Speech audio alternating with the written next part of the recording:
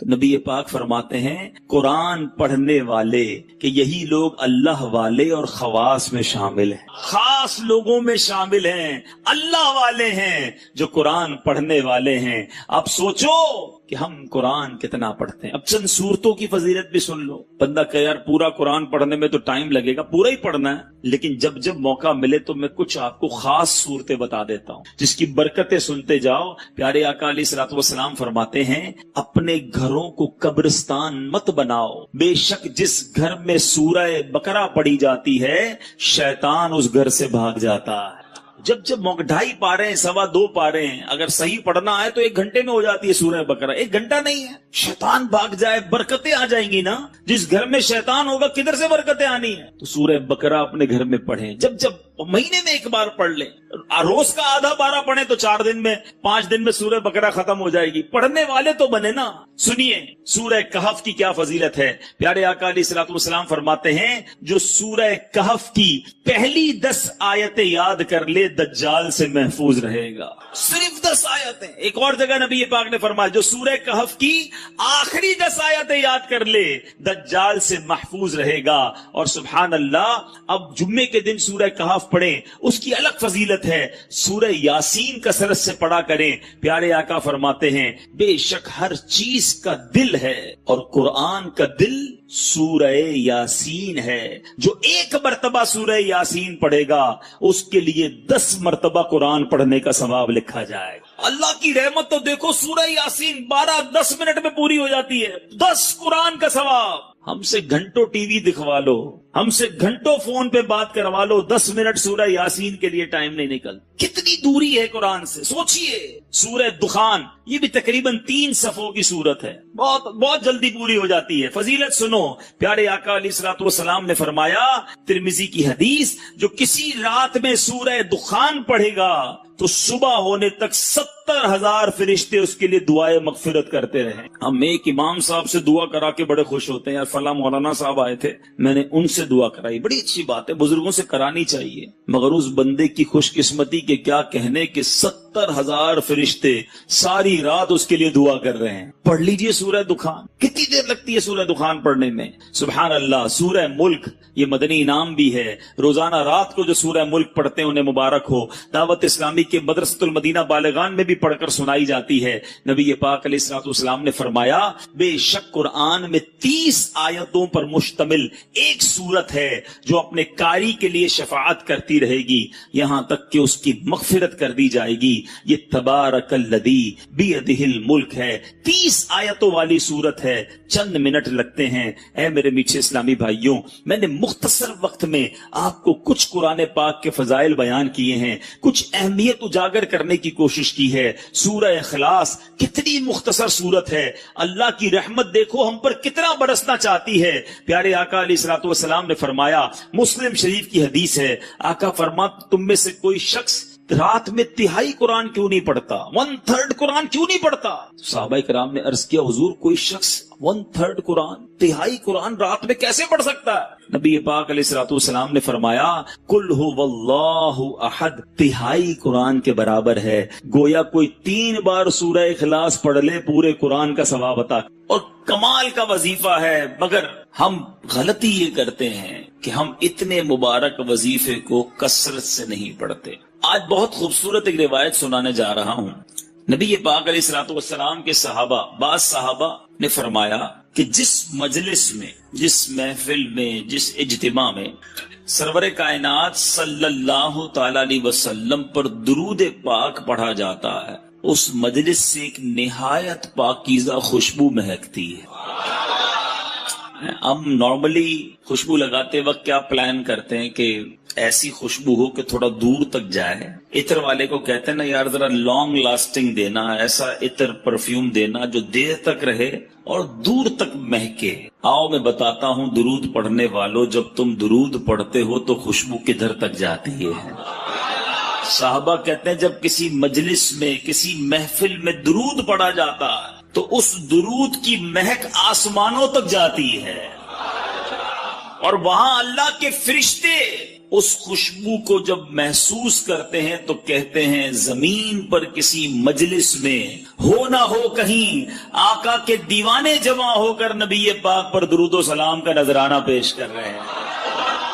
یعنی یہاں ہم درود پڑھیں وہاں فرشتوں کو پتہ چل جاتا ہے کہ کہیں درود پڑھا جا رہا ہے جس کی یہ مہک ہے، اس کی یہ خوشبو ہے جو آسمانوں تک پہنچ رہی ہے.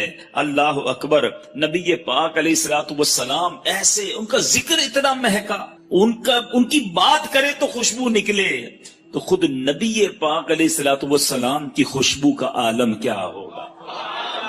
میں بڑے بڑے حسین، بڑے اسپیشل لوگوں کی لوگ بات کرتے ہیں، لوگ کہتے ہیں بہت حسین ہے فلاں فلاں جناب، بڑا اس کو لوگ فالو کرتے ہیں، اس کے فینز ہیں، اس کے فالوورز ہیں. دنیا داروں کی جو محبت میں گرفتار ہیں، میں ایک سوال کرنا چاہتا ہوں، ساری دنیا میں کوئی کتنا ہی حسین کیوں نہ ہو، اس کے پسینے سے بدبو آتی ہے، ٹھیک ہے نا جناب.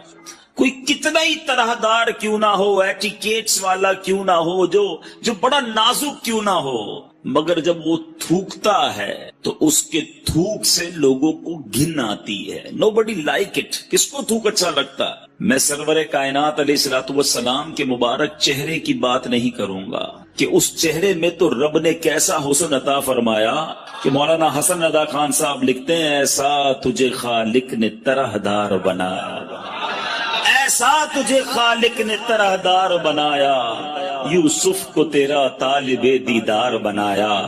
کونین بنائے گئے سرکار کی خاطر، کونین کی خاطر تمہیں سرکار بنایا.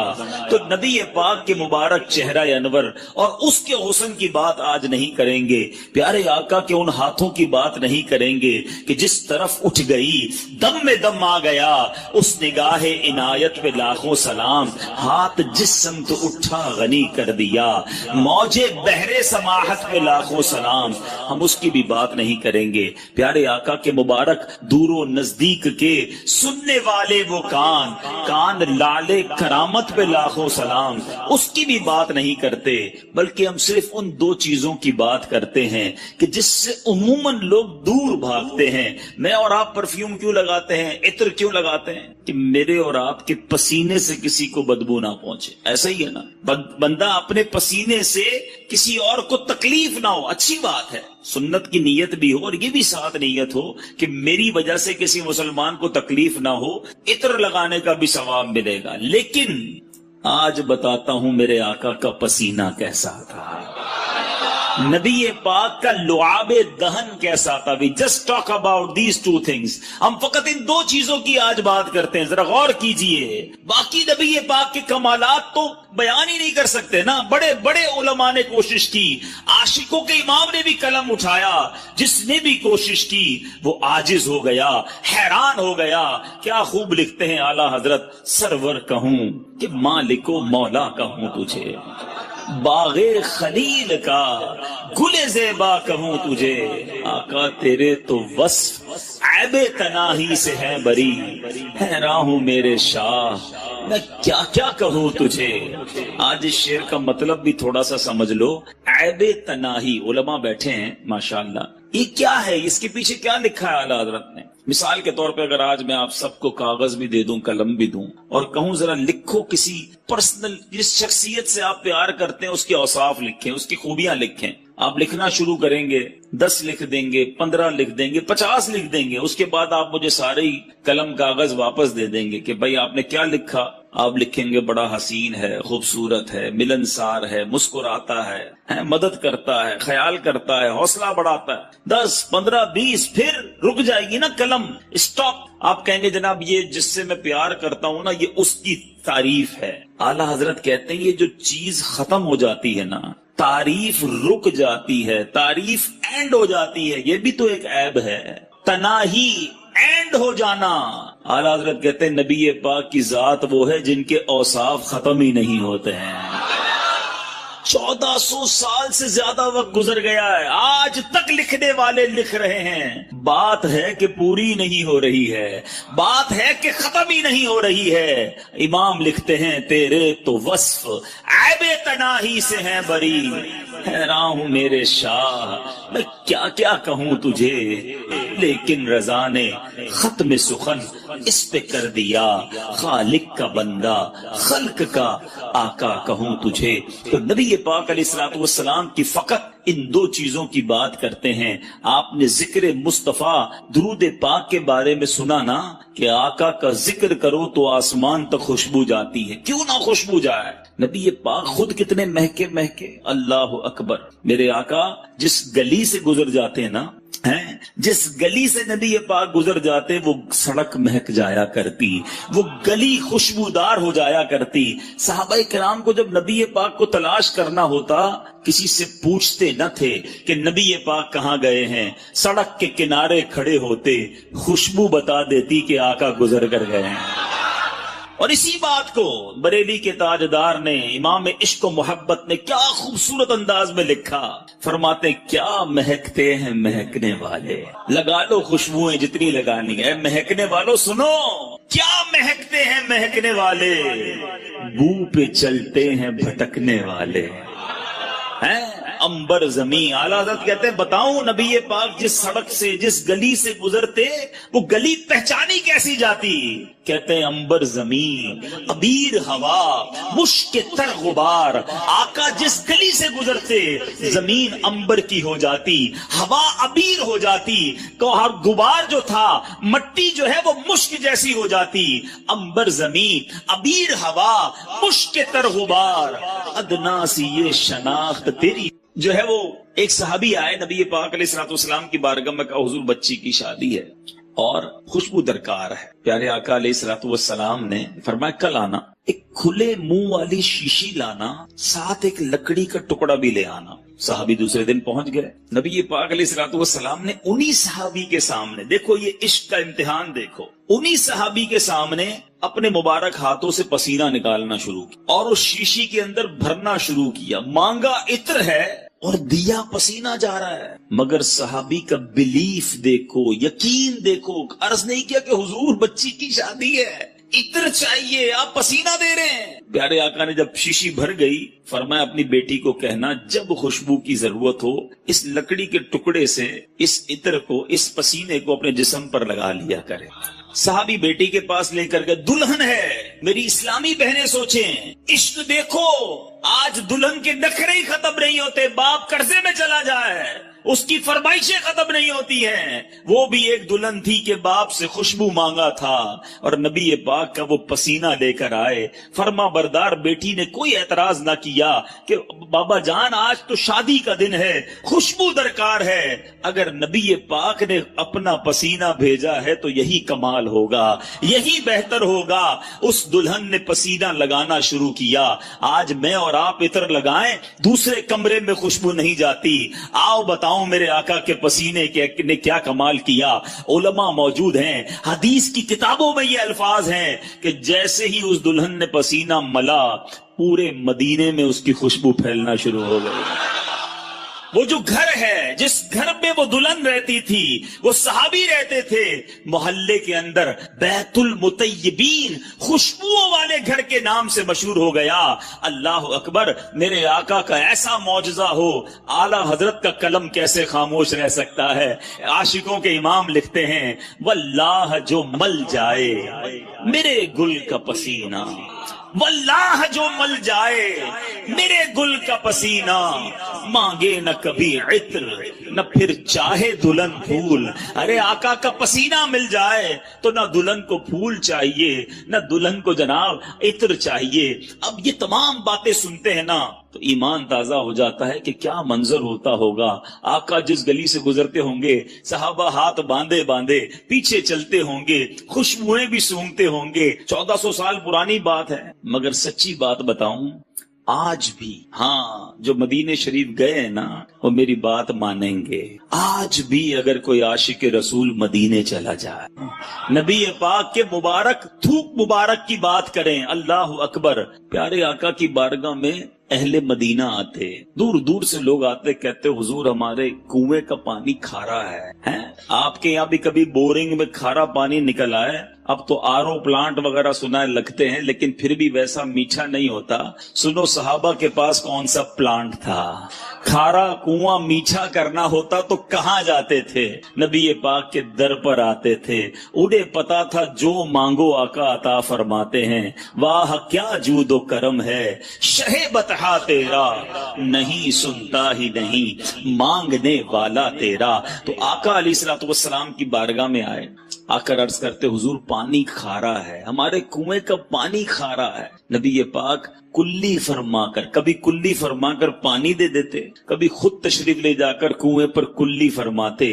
آقا کا کلی کیا ہوا پانی، کیونکہ اس میں لعاب مصطفیٰ صلی اللہ تعالی علیہ وسلم مل جاتا تھا، جب وہ کنویں میں ڈالا جاتا کھاری کنواں میٹھا ہو جایا کرتا. اعلیٰ حضرت لکھتے ہیں نا، جس سے خاری کنویں شیرائے جہاں بنے، جس سے خاری کنویں شیرائے جہاں بنے، اس زلال حلاوت پہ لاکھوں سلام. آقا کی زبان سے جو چیز ٹچ ہو جاتی، جو لعاب لگ جاتا.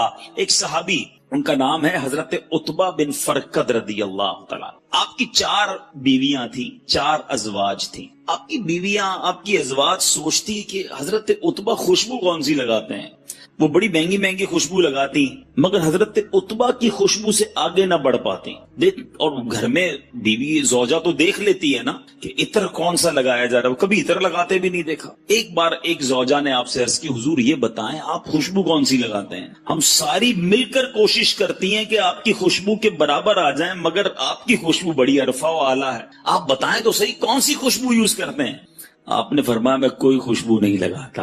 میرا واقعہ بڑا عجیب ہے. فرماتے ہیں کہ ایک بار میرے جسم پر آبلے پڑ گئے، اسکن ڈیزیز ہو گئی نا، جسم پر جلد کی بیماری ہو جاتی، آبلے پڑ گئے. صحابہ کا کمال یہ، جتنی سیرت پڑھے نا آپ، صحابہ کرام کو جو پرابلم ہوتی تھی ڈاکٹر نہیں نظر آتا تھا، کسی جگہ ایمرجنسی وارڈ میں نہیں جاتے تھے، بلکہ حضرت قتادہ کی آنکھ نکل جاتی، وہ بھی نبی پاک کے پاس ہی آتے. حضرت عتبہ بن فرقد کہتے ہیں میں پیارے آقا کے پاس چلا گیا کہ حضور جسم پر آبلے پڑ گئے. نبی پاک نے فرمایا کرتا اتارو. میں نے کرتا اتارا. آج اسکن پر، جلد پر کوئی بیماری لگے تو کریم لگائی جاتی ہے، آئنٹمنٹ لگائے جاتے ہیں، بڑے بڑے ڈاکٹر فارمولے لگاتے ہیں. نبی پاک نے حضرت عتبہ کا کرتا اتارنے کے بعد اپنا لعاب دہن نکالا، حضرت عتبہ کے جسم پر ملنا شروع کر دیا. اپنی زوجہ سے فرماتے ہیں وہ دن ہے، آج کا دن ہے، آبلے تو ختم ہو گئے، ہمیشہ میرا جسم بہکتا ہی رہتا ہے. اب ذرا اور کیجئے، نبی پاک سے زیادہ اور کون ہے جس سے پیار کیا جائے؟ آؤ دنیا کے کسی حسین کو لے آؤ سامنے، دنیا کے کسی طرحدار کو لے آؤ، پسینے سے اس کے بو آنی ہے، تھوک اس کا گھن لاتا ہے. نبی پاک وہ ہیں جن کا پسینہ مشک سے زیادہ خوشبودار ہے. لعاب دہن جو ہے کسی کے جسم پر مل دو جسم خوشبودار ہو جاتا ہے. تو نبی پاک کو اللہ نے وہ با کمال، وہ حسین اور وہ دل ربا بنایا ہے. تو پھر کیوں نہ نبی پاک سے محبت کی جائے، ان پر اپنا سب کچھ فدا کیا جائے. ایک بات سمجھنی ہے، اب میں نے کہا نا کہ ایک چھوٹی سی بات میں نے کی ہے، پیارے آقا کے لعاب کی، نبی پاک کے پسینے کی. آپ پیارے آقا کی زندگی کی کسی بھی چیز کو اٹھا لیں، نبی پاک کے کسی عضو کی بات کریں، پیارے آقا کے کسی بھی پارٹ آف دا باڈی کی بات کریں،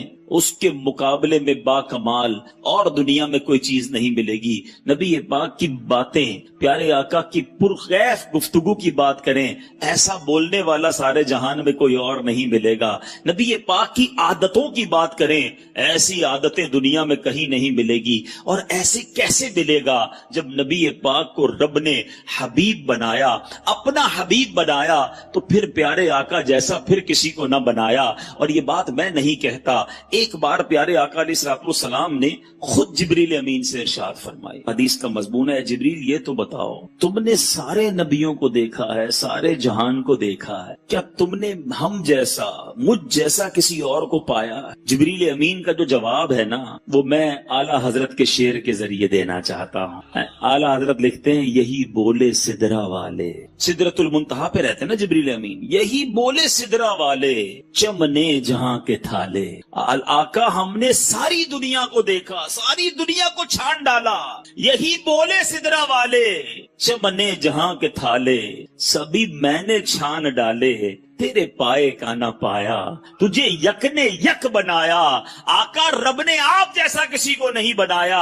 अब आओ बताता हूं, जब जिब्रील अमीन ने नबी पाक जैसा किसी को नहीं देखा ना, तो फिर नबी पाक से अटैचमेंट कैसी हो गई, प्यारे आका से मोहब्बत कैसी हो गई। सारे नबियों के पास गए हैं, मगर तफासीर की किताबों में सुभान अल्लाह लिखा, हजरत आदम अलैहिस्सलातु वस्सलाम के पास जिब्रील अमीन 12 मरतबा हाजिर। कितनी बार? हजरत सैयदना इदरीस अलैहिस्सलातु वस्सलाम के पास 4 मरतबा हाजिर हुए। हजरत सैयदना नूह अला नबीना अलैहिस्सलातु वस्सलाम के पास 50 मरतबा हाजिर हुए। हजरत सैयदना इब्राहिम अलैहिस्सलातु वस्सलाम के पास 42 टाइम्स 42 बार हाजिर हुए। हजरत सैयदना मूसा कलीमुल्लाह अला नबीना अलैहिस्सलातु वस्सलाम के पास 400 बार हाजिर हुए। और अब बताता हूं, हजरत ईसा अलैहिस्सलातु वस्सलाम के पास जो रूहुल्लाह हैं 10 बार हाजिर हुए। आप जानना चाहेंगे नबी पाक के पास कितनी बार हाजिर हुए? अच्छा, पहले थोड़ी सी कैलकुलेशन करते हैं। आज नाजमाबाद वालों का कुछ हिसाब भी चेक कर लेते हैं। प्यारे आका अलैहिस्सलातु वस्सलाम की पहली मुलाकात जिब्रील अमीन से जब हुई, उस वक्त नबी पाक की उम्र मुबारक क्या थी? 40 साल। पहली मुलाकात पता है कहां हुई थी? गारे हिरा में। पहली वही लेकर आए ना, तो 40 साल की उम्र मुबारक में जिब्रील अमीन से पहली मुलाकात हुई। दुनिया मेरे आका ने कितने सालों के लिए इख्तियार फरमाई? 63 साल। कितने सालों के लिए? जाहिरी पर्दा फरमा लिया। उसके बाद 40 साल 63 साल, कितने साल बचे? 23 साल। Very good.